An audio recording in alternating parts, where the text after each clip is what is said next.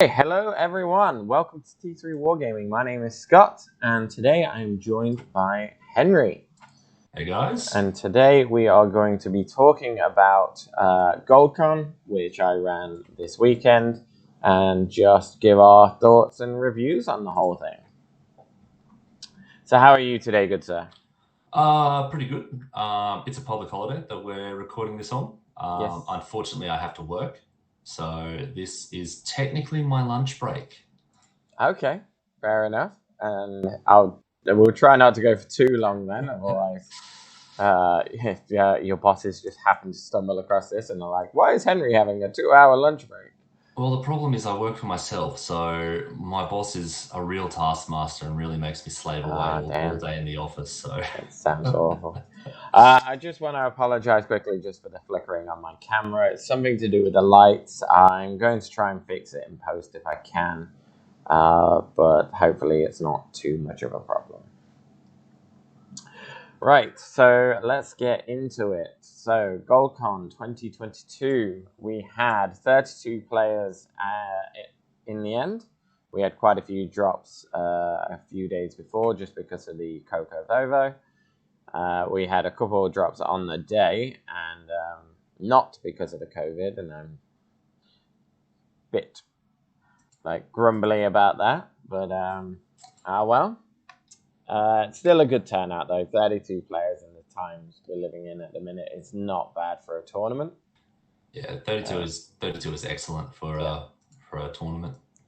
So just quickly, can you give us your high-level thoughts on the entire event? I really enjoyed it. It was a big tournament. Like you said, 32 players for a tournament in this time is pretty rare. Just with everything going on, people can drop last minute, and they're doing the right thing by dropping. So we don't want to encourage people to come play games and risk everyone else's health. So a 32 player tournament is amazing. So I had 5 absolutely fantastic games. Um, and it was just a really good weekend. It was a really good vibe as well. Mm-hmm. Um, so yeah, I think that was the biggest thing I took away from it at the end was just majority of people there. Like there was always the few people that were just gunning for the top spots, Yeah. but majority of people there were there just because they wanted just to hang out, play games, and talk trash. Like I know on the Saturday night I had Bobby and Brady staying with me, and we just talked absolute trash about the other lists, how our games went, giving each other a hard time for some of the dumb decisions that we've made, and even just slowly coming up with more and more insane lists that we're going to try and bully Bobby into running at the next event. So That's good because I'm possibly planning on grudging Bobby, so we'll be it should be prepared to good. fight Be'lakor and 5 demon princes. I'm fine with that. I'm fine with that. That's okay. Okay, so what did you think of the space? Like we all know Irresistible Force up here is one of the most popular gaming places in the area, but in terms of running the tournament over the 2 rooms, how did you find that? I felt it worked okay-ish. Like you definitely lose a little bit by splitting up over into the rooms, but the benefit is it's just that little bit quieter. You don't have as many people creating the space and everything. Yeah, The only thing that I kind of noticed was a couple of times there was calls for a judge, and it took a minute or two because someone had to run into the other room. But yeah, that's just you can't get around that unless you have multiple judges, which having multiple judges for a 32 player event is probably a bit of a hard sell to get other people to sit out and judge instead of yeah, playing. So, but overall, I think it works quite well. The space worked really well. yeah. The terrain was really good in both rooms, if I do say so. Well, one room in particular, I'm sure. Yeah, yeah. But yeah, I thought like it worked. It worked quite well overall, Mm, and especially like we kind of don't want to keep harping on about it, but COVID's out there. People are getting it. I found out this morning that one of my mates who's 3D printing a whole bunch more terrain for me has it, so I can't pick up any of the stuff that I've ordered from him well, that for another sucks. week. So, Yeah, but it's out there. It exists. It's just part of the mitigation that we have to do to still be able to enjoy this hobby that we love in these times. So if the downside of the only way you can go to a big tournament nowadays is to split them up over multiple rooms, okay, I'm happy with that. If that means I get to go to a tournament, I'm pumped. Mm-hmm. Yeah. See, I had Nicole on the day, but she was running around doing personal things for a lot of the tournament, so she couldn't really help me out too much. I tried to dash in between the two rooms as much as possible, but it's difficult because you can't always be there when someone needs you. Yeah, I think like personally, I waited maybe 30 seconds before I was managed to find you and for a judge call. So like me personally, it didn't affect. I thought you did a great job. I mean, I got my steps up, that's for sure. Yeah. Walking between the two rooms, walking around all the tables, I definitely got my steps up this weekend. Oh yeah, running a tournament it's a physical endeavor. Yeah. Yeah, I found that out. It's one thing I wasn't expecting, is that my calves would be sore by day 2. Yeah, or even setting up and packing up, taking all the terrain down in my car. I think I went up and down those stairs about 15, 20 times. Yeah. So like, it's a decent amount of steps going up and down stairs. So yeah. But yeah, I quite enjoyed the space. I know there wasn't a bar, and I know that was like not something that really came up over the weekend, but something people generally like. I also thought that like the space in terms of distancing from each other was quite nice because you weren't all just crammed into like one room, but the entire time, which was nice. Yeah, I only had one game where I was kind of even close to another player behind me. Yeah, so one thing I can really say is that a diffuser, like if you are a tournament runner and you can get hold of a diffuser, they are magic.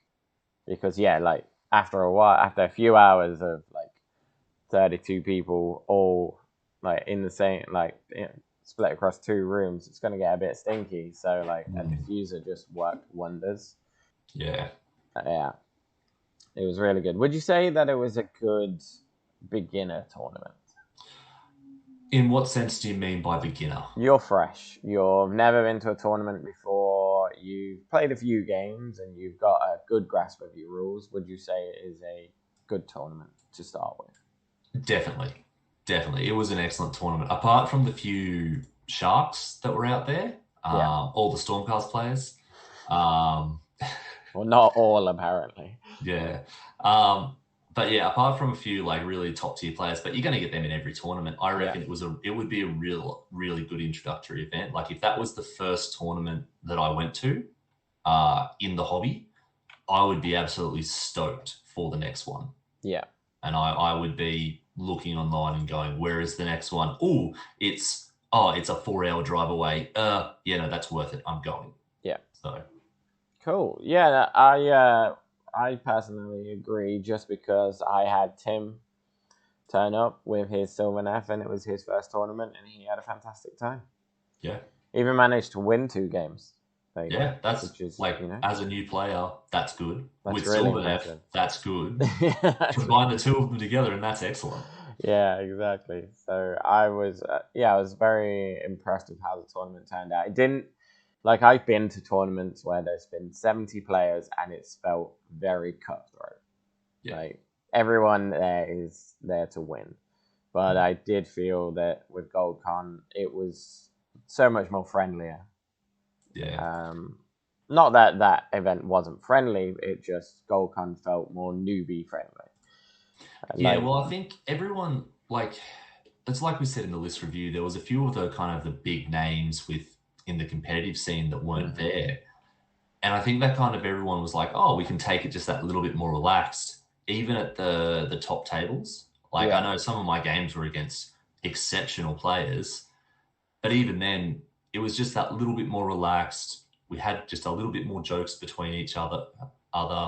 And even just kind of like when people were placing down models, it's like, just checking you wanted to be like you're outside of 9 here, or when you moved, you're like, cool, just checking that's where you wanted to go. It was just that little bit more relaxed, which was really nice. Yeah, I also think the 2 rooms helped with that as well. Yes. Because if you were in the bottom room, then you kind of relax a bit anyway, because you're like, oh, I'm not at the top tables. I'm not. There's no real stakes in this. We can all just like play fun games, and there was a lot of that this weekend. I know, especially when like Brady and Gabe were playing each other in the bottom room, they had such a fun game. Well, you could hear that game from the top room as well. Yeah. So Well, I I'm mean, pretty sure you could hear that on the other side of the highway. That's Putting just those two Brady, up though. against each Brady's other. got one of those voices. Yeah. Or Gabe as well. So Yeah. I think I was playing on I was playing in the other room, and I kind of finished my game, and then I could actually hear them. And as I got closer, like in the shop, the other room was like across a little alley behind a door on the other side, and you could hear them in the shop quite clearly, and you could follow along with what was happening in their game. So, oh, I love those two. I've never faced either of them at all. I don't think, which is a shame. So I really need to make that happen. Maybe you need to grudge Brady at the next gauntlet. Is he going? I hope so. I didn't see him on the list. If he's on the list, then I'll say it now. I will grudge him. Like, he's probably not going to like it, because it'll be Daughters of Cain, but it's a grudge. Okay, well, I'll pass that along and see if I can get him to come. Yeah, that'd be great. So what did you think of all the armies? Like, because it's all right talking about them, like we did in the list review show, but when it comes to actually seeing them in person, what did you think? Some of the armies looked absolutely amazing. Like, people had really, like, once again, COVID, we don't want to keep mentioning it, but people were stuck at home for a good chunk of time, and a lot of people put that effort into their hobby. They had that extra time. They weren't rushing to get stuff ready for a tournament, and it shows. Like, some of the armies there were just absolutely beautiful. And all the armies seemed to work as well. Like, walking around after games and in between rounds, just talking to people, most armies seem to have a decent amount of game, no matter the matchups. Like, we spoke about, like, oh, these are some of the better players and they've got really hard lists. But it didn't seem like there was any game that someone just got to the table and went, okay, well, I'm out. I've lost this. So it always seemed to have a game, be able to play and be able to do something, which was good to see. Well, that's what I like about 3rd edition in general, is that you never feel like there's nothing you can do. Like, you can always go for your battle tactics. You can always score points, like one way or another. Like, it's very rare you get a game where it's just, oh, there's nothing I can do here. Yeah, I really enjoyed that, and yeah, I again think that the army turnout was fantastic. I think there was one player who hadn't fully painted his army. I was a little iffy on that, but at the end of the day, I needed him just for numbers. Yeah. Because I didn't want there to be odd numbers in a pie. I'd rather everyone actually get to play. And to be fair, most of it was painted. Yeah, and that's it. That comes down to, that's a TO call on the day. If it's only one player, then that's not too bad. It's only when you get the 10, 15 guys that are rocking up with the meta lists that they assembled the night before and are just barely even assembled, that's when you make the call. But speaking of TO calls, were there any big calls that you made on the day that you're still kind of iffy about, or? There mostly no. Like, most of the calls I got called over for were, it's in the rules, this is how it is. Like, it's not my personal bias or anything like that. It is, here is the rule, this is exactly how it's worded, this is how it goes. Which, everyone took that, like, really well. I think I had 2, which was, there was a game where at the end we had to tally up a grand strategy based on who held what territory, the terrain pieces. And fortunately, there was me and Dave Kerr, who were both not part of the game, and we both said the exact same thing when it came to ruling it. And I think then that was kind of taken as gospel because both me and David, the former master, had both said the exact same thing.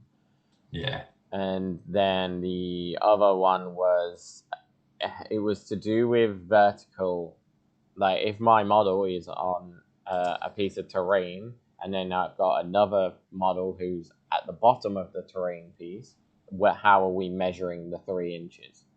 Are we measuring it from base to base, or what?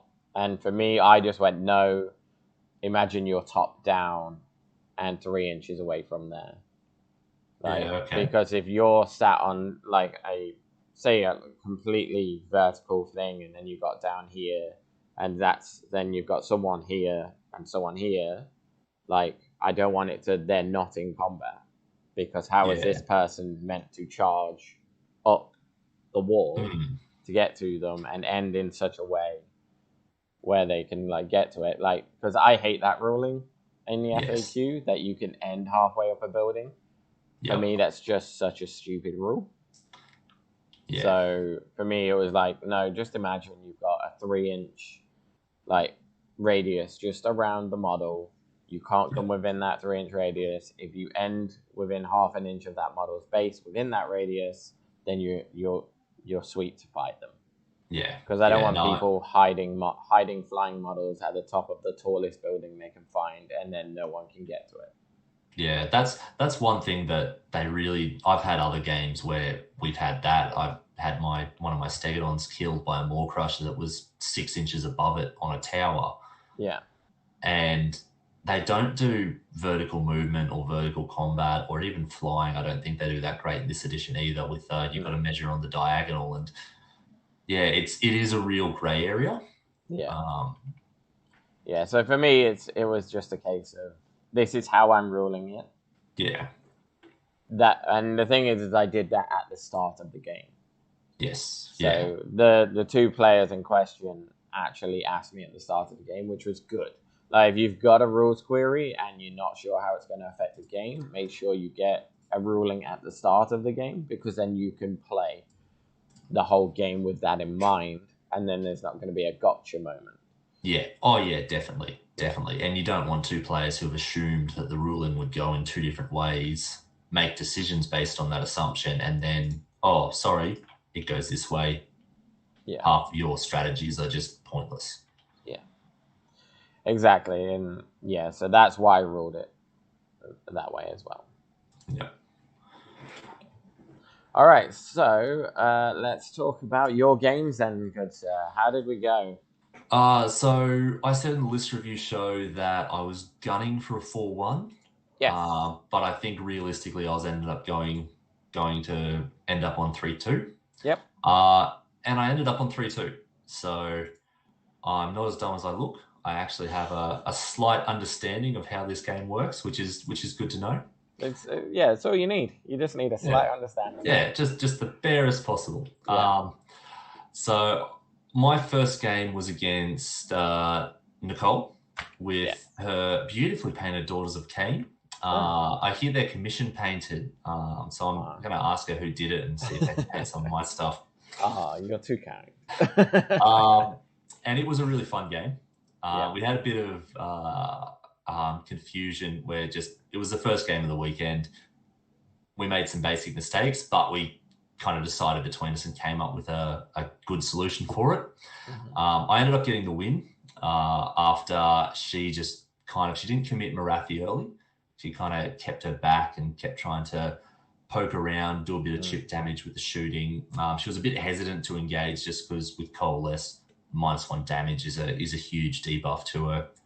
And I managed to end up putting Marathi in the ground with a Bastiladon unleashing hell when she went in to take out some skinks to do the last couple of wounds. Oh, no.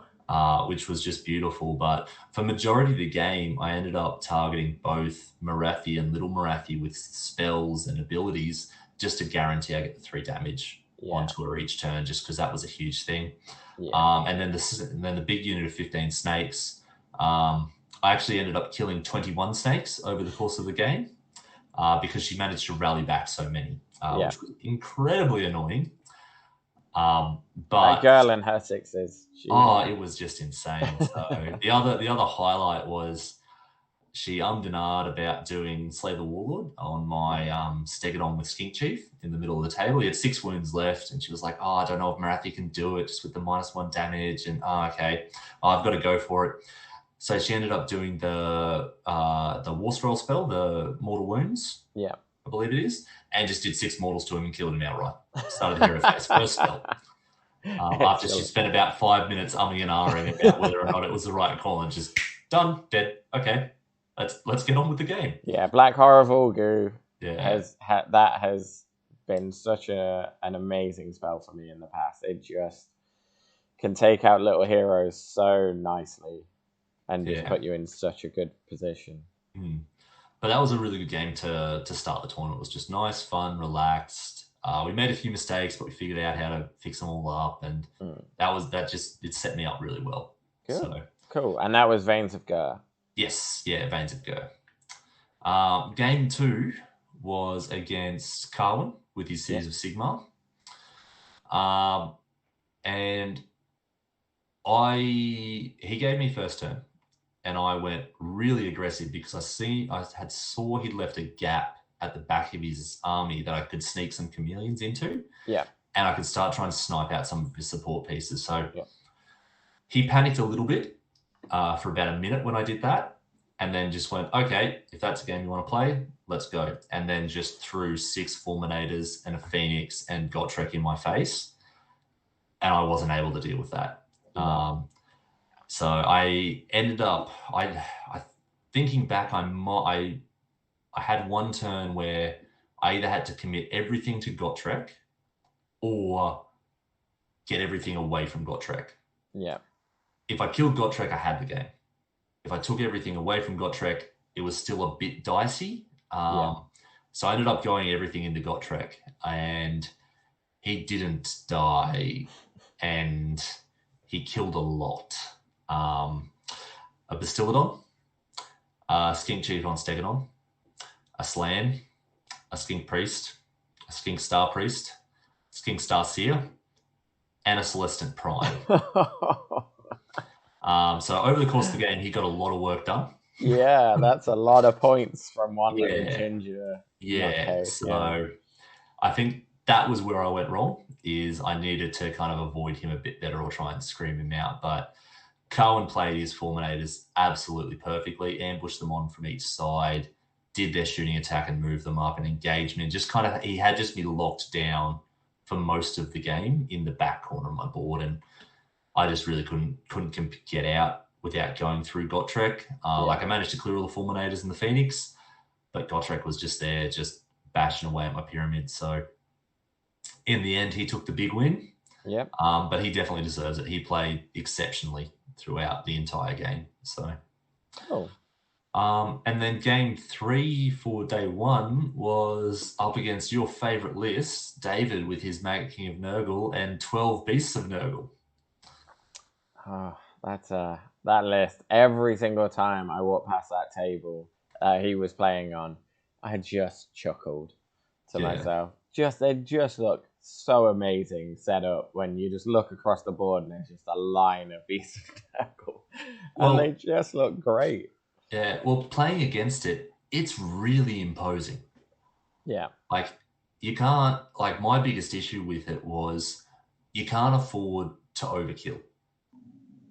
So if you put like an entire round of shooting into one, you're going to clear it, but you're going to waste all these shots. So it's finding that balance of, okay, how many shots do I actually need to put into it to kill it? Because if you leave it alive, then you've got to put more shots, and it's such a question list, which I really struggled. I ended up just I deployed everything on one side of the table and just all my big stuff, and threw Skinks out to screen the rest of it out. And I ended up just going from left to right and just saying, okay, I'm going to target that one, killed it. Next one, killed it. Next one, killed it. Next one, killed it. And I think I killed 3 of them. before he then summoned on one more. And at that point, I was just like, I don't have enough shots. I don't have enough attacks. Like, I can't deal with this. And it was just like, I've got nothing. But that one was the marking territory. This was the one that had a bit of pushback, a little bit, but not overly. I think everyone kind of got my reasoning for it. And honestly, walking around by game 3, everyone was looking tired. Yeah. So I was lucky it was that one because he ended up winning the role to go into turn, because I held 3 of them going into turn 3. Yeah. He won priority and he had to take second. Yeah. And then meant I went first. He burnt one of the objectives that I held, and then he held one of the objectives with 2 of them and a unit of Untamed Beasts. Yeah. And I brought down my Celestin Prime. I shot both the Beasts of Nurgle off, and then managed to kill the Untamed Beast to take out the win. But absolutely fantastic game. I definitely believe that in a different scenario, without that quick win, I would have probably really struggled. Yeah. So I don't think 12 is the top tier version of that list. But I could definitely could see someone putting 4 or 5. Not 13? Maybe. Just go all in. Go 14, then you're with the number of Nurgle.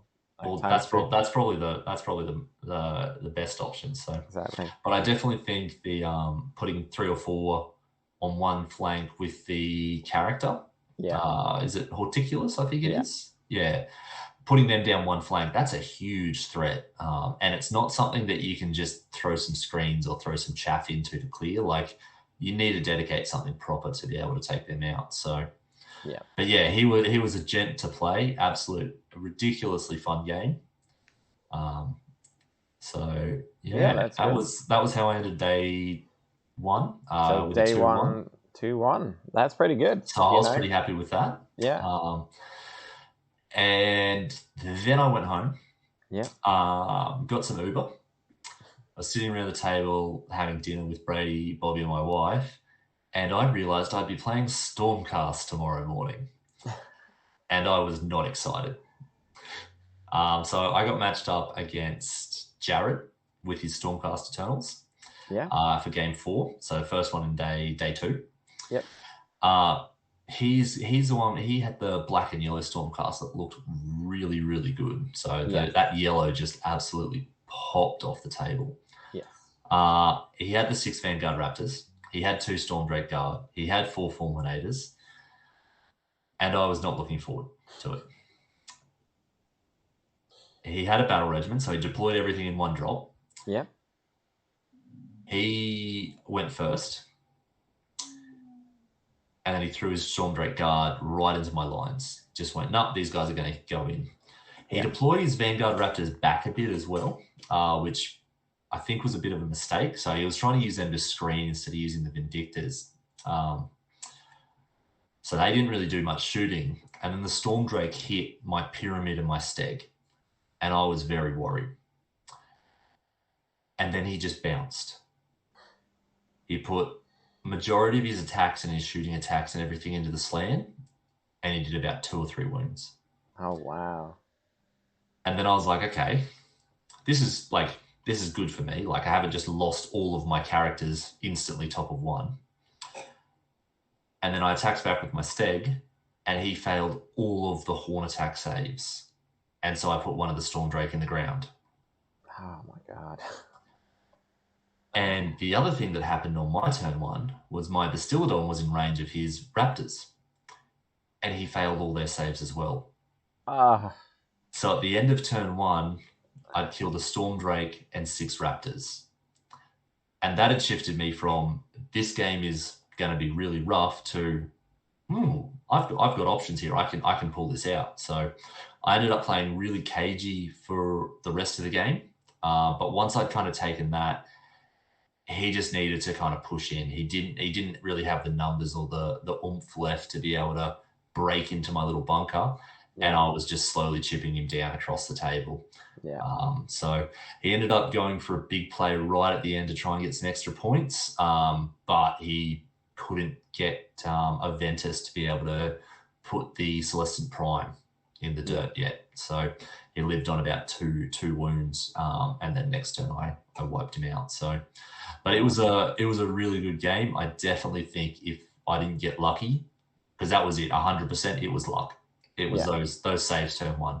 I'm not going to say I'm the better player. I'm not going to say I've got the better list. It was luck.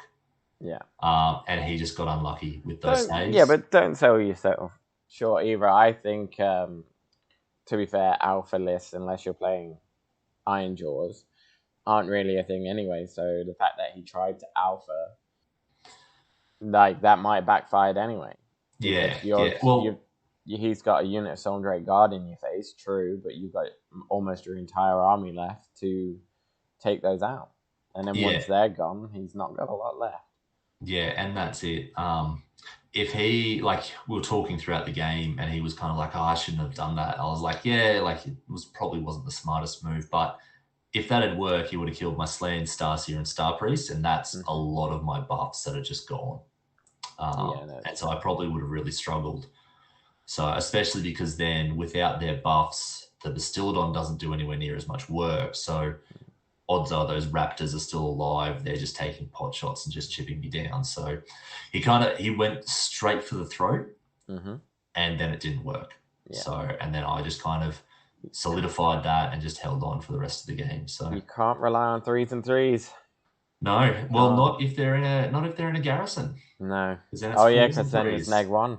Yeah. And not when all your damage is damage 2, because that goes down to damage 1. And so, like, in a garrison, my heroes can get pretty tanky. So, and that's what saved me. So, so I was pretty happy with that win. Jared was awesome to play against. Really enjoyed that game against him. So, and then on to game 5. So I'm sitting at 3-1 at this stage. So I'm like, okay, I'm in the running for it. So if I can get someone a bit easy or get a list that I've got a good advantage into, I've got a decent shot at a podium or even just getting kind of best order. And then I got Geordie, which is a big problem because Geordie is so much fun to play against, but he's playing Beasts of Chaos. And when we saw that we were matched up against each other, we both kind of just looked at each other and rolled our eyes and thinking, we just wanted a nice, fun, easy, relaxing game. Our game was fun. It was one of my favorite games of the weekend, but it was the most complicated game of Age of Sigmar I have played in 3rd edition so far. Yeah. Every single turn, both of us had like set up and deployed where the other person needed to play almost perfect to be able to pull off what they were trying to do. Yeah. I had one shooting phase where, because I constantly forgot that he was playing Gravespawn, and every time I kill one of his heroes, he puts a spawn out on a 2-up. So I had one shooting phase where I was like, oh, that hero's only got a couple of wounds left. I'll just quickly deal with it before I get into anything else with some skinks. And I was like, yeah, this is a smart play. And then he put a spawn in combat with my Bastillodon, who needed to deal with the Zangors on the other side of the table. And so then the rest of my shooting phase was this massive house of cards that these guys needed to clear these guys, because I also had my Stegodon in combat, and my Stegodon was my only real chance to clear the spawn. Yeah. So I had to free up my Stegodon. But to free up my Stegodon, I needed my Chameleons, but they needed to shoot over on the other side of the table, and it was just layers and layers and layers, and absolutely amazingly fun game, but so complicated. And the downside of that is we only got to turn 3. You came over just as we were starting turn 4 and said, don't start anymore. So we had that discussion and tried to kind of math out what would have happened, but both lists are just super complicated and super deep with what you can do. So we couldn't figure out what would have happened next. I think if we played another turn, I could have taken it, but that's built on so many things that I've got to assume, or odds are this happens. Well, if it doesn't happen, then then I got to do that instead. Yeah. And it's the same thing with his list. Like he was saying, it's like, oh, I can screen here. It's like, yeah, but if you move there, I can do this. And it's like, oh yeah, but if you do that, then I'd do that after seeing you do that. And it's just like, without playing it out, it's impossible to figure out. And that's the thing is like when it came to like 10 minutes before the end, I would go around and say, don't start another round. And if people said, oh, well, I would do this and I would do this, I'm like, look, if you can talk it out without there being a dice roll, then I'm happy for it. Not a problem. But if it comes to, oh, all I'd have to do is roll this, and it's like, yeah, but now there's a chance that you fail. Yeah. So I'm not gonna allow it. I'm not gonna say you definitely kill that unit because you might not. Yeah. Yeah, like, and that's it. So yeah, so I would have loved to finish that game because I'd be really interested to see where it would have ended up. Yeah. But it's like you said, time had to be called. It was a complicated game, so it took longer. So yeah, Geordie's a fantastic player. And it was a great game. Beast of Chaos as well. So like he, I think he was the big news of the tournament. To be fair, that he went 4-1. Yeah, with Beast of Chaos. What an absolute legend! He came 4th overall, and that's amazing. Like to do that with Beast of Chaos is incredible. Definitely. And yeah, I do think you were unlucky to not win that, but again, it came to time. So yeah, which is a shame, just because like some lists are more aggressive at the start. Like my list isn't really one of them. I play for the 5 turns. Even in that game, I gave up a battle tactic early to bait out a finest hour. So when I cleared off the Steg and the Distillodon, I went Slay the Warlord. Yeah. And his Shaggoth was up the back, and he was like, oh, that's not good. I'm going to go finest hour on him. I was like, cool.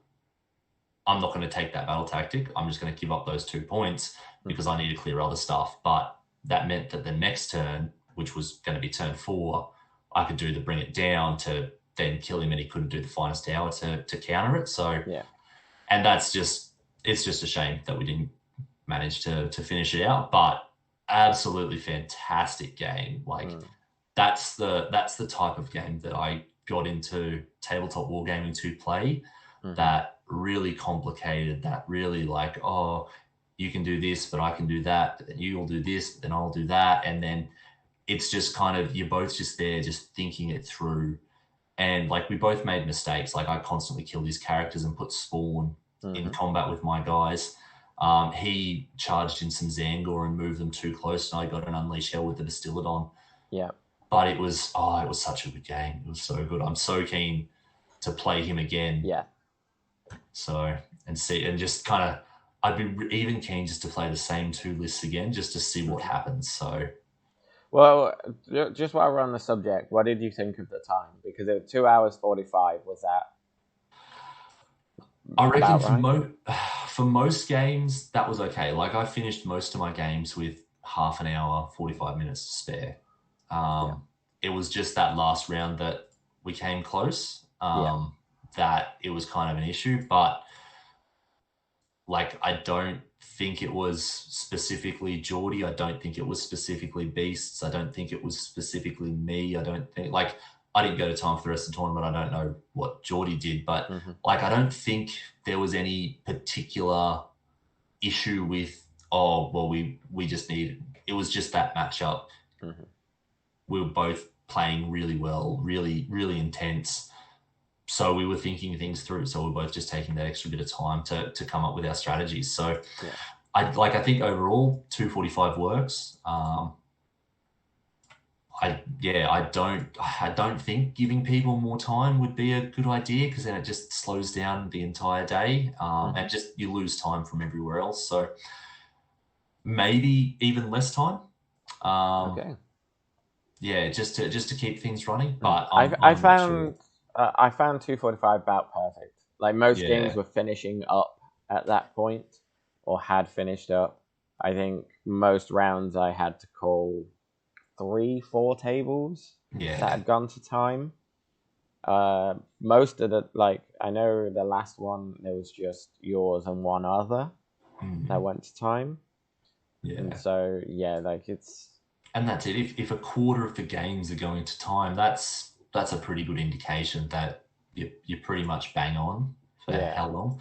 And like it all comes down to lists as well. Like some lists just take longer to play. Yes. Some lists have more models that you have to move. Some lists roll more dice. Like some people are new. Like they're going to be a bit slower, but that's fine. Yeah. I just felt that 245 was nail on the head. Perfect. Yeah.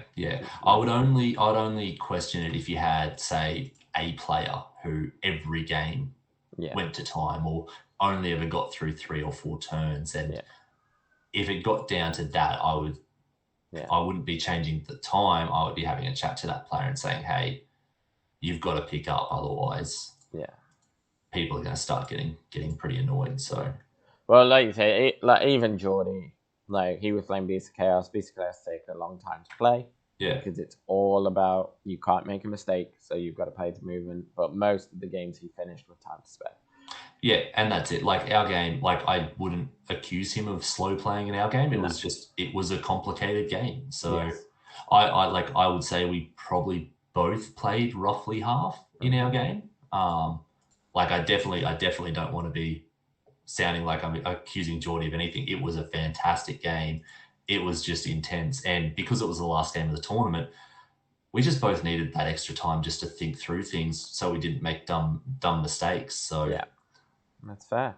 No, I'm glad it was a good game. Like I've played Geordie in the past a lot, and every single game is super fun, but it is intense. Yeah. Because Geordie, like when he's like in the game, you can see it on his face, the focus, every little movement, every little thing is planned perfectly. So it's always a pleasure. We had to get you over to make a judge call on the positioning of when I brought down my Celestant Prime. Yeah, you were super lucky. You were like half a mil in. Well, the only reason I was able to put him there was because I managed to kill a couple of them with magic. But otherwise, the only spot would have been right at the back of the board. But he screened out probably 9/10 of the table. Yeah. And it was just like when I was trying to place it down, it's just like he literally can't go anywhere. Yeah. He just screened out everything so well. And then I saw that little bit of a gap and I was like, oh, I think I can do that. Because at the start of that turn, I was trying to kill one of his characters that only had 2 wounds left. I was like, oh yeah, if I can do 2 mortals to that, I can kill him and then I can put my guy down there. I'd completely forgotten. I only realized it as I was driving home. That if I killed that guy there, he would have put a spawn out there and completely blocked me off. So it was a completely pointless tactic, but yeah, excellent. that's what I was gunning for, and that's what I mean by like just things just took longer. We just were playing that bit slower because we were just so exhausted from the overall tournament. So, cool. But yeah, fantastic game. Would play him again in a heartbeat. So, and you only really just lost that one. Yeah, I think that was it was a 13-7 in the differential, but I think it was a 19-14 or something. Yeah.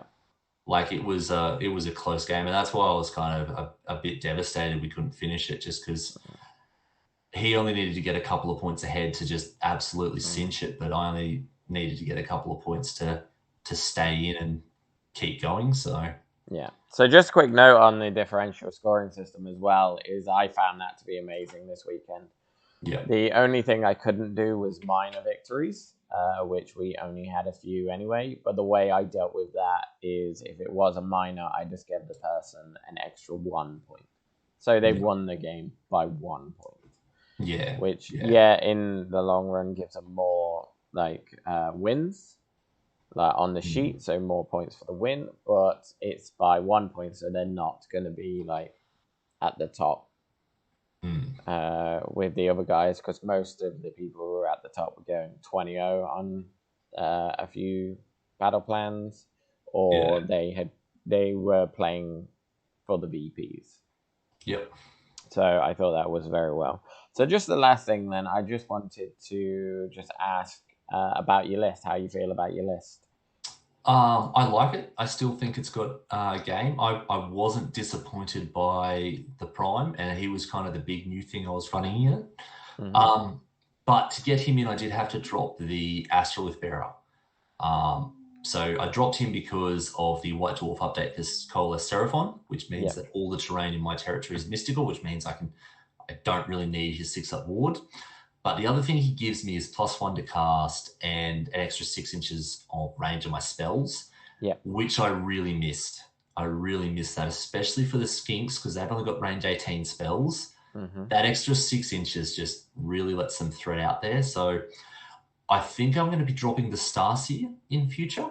Okay. For another couple of unit of Skinks. Just some more screens, some more disposable troops, because I've only got 3 units of them, and like they are disposable, they are screens, they are meant to die, but I just need more. Yeah. There was a couple of missions there, like against Geordie or against Dave, where I just threw some skinks out one side of the table and was like, no, I'm going to give up that side because those skinks are there just to buy me a turn. Yeah. But if I could put 2 or 3 units of skinks there and go, okay, well, I've actually can buy 2 or 3 turns. Yeah. That should be enough for me to deal with the other half. Mm-hmm. Then that could work a bit better. So I think that's probably going to be my change going forward. Yeah. No, that makes sense to me. Like, more screens is always better.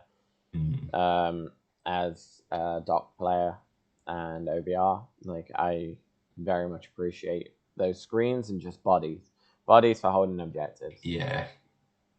Well, there was one turn against Geordie where I did conquer, and I tried to take an objective that he'd taken off me back, and I was a body short. I just needed another guy because he had the Untamed Beast, so he managed to take 2 wounds on the big cat. So I needed to kill 2 models, and I just couldn't. I only killed 1. Yeah. Because I couldn't dedicate any other shots over there to deal with it, and that was it. I failed that battle tactic. So, whereas if I had another 10 skinks, that's another 10 shots, but more importantly, it's another 10 bodies. Yes. All right, cool.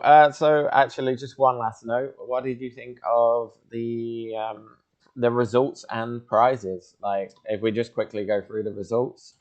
So in first place was Dave Kerr with Stormcast. Did we have any doubts? Dave's Dave's one of those players that he is absolutely exceptional at the game. So him bringing a strong Stormcast list, firstly, is no surprise. But secondly, like, it's a strong list. He's a good player. You expect it to do well. So he would do well with a bad list. So him coming with that list that he brought he's gunning for top spot, and he's exceeded. So yeah, like, he absolutely nailed that last game. Like, I felt a bit sorry for Michael, even though Michael was rallying dragons out the wazoo. He managed to rally 3 dragons that game. Dave still had basically killed enough that it didn't matter. And if you can do that, if you can do enough damage that it doesn't matter when your opponent rallies 3 dragons. Yeah, that's huge. Yeah, it is massive. Second, we had Carwin with the Living Cities, and this was the one game I thought Dave might lose. And honestly, it looked like it was very 50-50, like, throughout that game. So yeah, Carwin's Living Cities, the Fulminators, they did the work. And Gotrek, like you said, against you I think he did that in most games where he just trashed half an army. It's the whole thing where you have to you can't spread out, because then you'll have just Fulminators just popping up in your back lines. Yeah. But if you don't spread out, Gotrek's got one target that he's gunning for, and that's your entire army. So, but that's the thing. I did notice that the one game Carwin lost against Dave, Gotrek didn't get into fight until like round 4. Yep.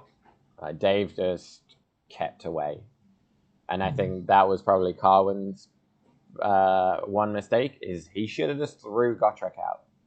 Yeah. Like, because he spent most of the game sat in the middle of the board defending an objective, which, that's fine, but then you've got 500 points or Yeah, 400 points, however many points he is, just sat out in the open, not doing anything. Yeah, it's a very expensive objective holder. Yeah, exactly. So I think that's probably where his mistake was that game. And then third, we had Michael with Cities of Sigma again. This was Hallow Heart. He's an exceptional player from Victoria, and I think he just outplayed most of his opponents. Like, it wasn't so much luck or anything like that. I think he just the spells and just using the dragons to just pin things in place, whilst the rest of his army did what they wanted to do. Yeah. And then Wooden Spoon was Port Nathan Mayer with Stormcast. So Stormcast came first and last. Yep. This was such a running joke throughout the tournament that Nathan, he lost every game, but so did Jordan Devisier, and then they both got a draw, but the draw was against each other. So they were just failing so hard against each other. But Nathan just managed to lose that little bit better. By 2 victory points, I think it was. And it was that's just crazy. Oh my god! So he got some fulminators out of it for the Wooden Spoon prize. So hopefully that will pick him up a little bit for the next tournament. Yeah.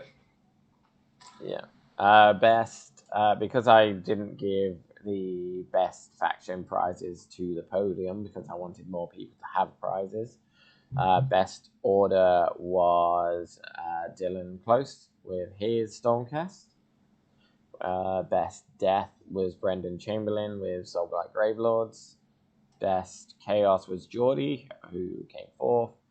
And then best destruction was Gabe with his Iron Jaws. And then there was many door prizes. Lots of prizes. Many door prizes. I think people were very impressed with the amount of prize support I'd managed to get hold of. Yeah. Because we had the Slanesh Christmas box, the Luminef Christmas box, we had Kragnos, some dragons. So, yeah, there's bits and bobs from all over. So there was a lot for people to play for. Yeah. And it was very good. Yeah, towards the end there, I swore you were going to call out my name, and the only thing that was going to be less are going to be the dice that I donated. And I was just going to be like, oh, of course. But they weren't the last things to go, I don't think. So no, the dice were. The templates. The templates went quite early. I believe Dave and Michael both saw them and went, "Ooh, I want some of them." So that's good to know that top tier players want the stuff that I can am trying to sell. So yeah, that's cool. So have you got anything you'd like to plug? I'd love for people to check out my channel, Polymath Tabletop or PMTT. We do battle reports, we do tournament reviews. Also check us out on Facebook. That's where we post most of our stuff. We've got Twitter, but we don't really like Twitter. So check us out on Facebook and YouTube. The other thing is the next event for PMTT is the second round of the Gauntlet series. Depending on when this video actually comes out, you will hear me interview Scott. We're going to flip it all up because he actually managed to win the first round of the Gauntlet. So I'm just going to do a quick tournament review with him as well. But our next event is 13th of February up here in Toowoomba at Battle Station. So check out the event on Facebook and sign up on Down Under Pairings. Yeah, because I know me and Nicole are coming because I'm coming to defend my title. Yep. And I've had a few people talking about grudging me and trying to take me on. So I'm more than happy to oblige. Well, I'll see if I can organise Brady because that's the shout out that we've done so far. So otherwise, people just kind of have to form a line. Yeah, absolutely. I'm happy to just play games all day and just bring it on, baby. Anyway, so thank you for watching, everyone. I hope you've enjoyed this one. Please like and subscribe if you've enjoyed it. Go check out Henry's channel because he's fantastic and he's an amazing event runner, and I'm definitely looking forward to coming to more of the Gauntlet series. But other than that, I'd just like to thank you for coming on, mate. No problem. Thanks for inviting me. We will hopefully see you on the channel in a battle report. at some point. Excellent. All right. Thank you very much, and we'll catch you next time. Until next time.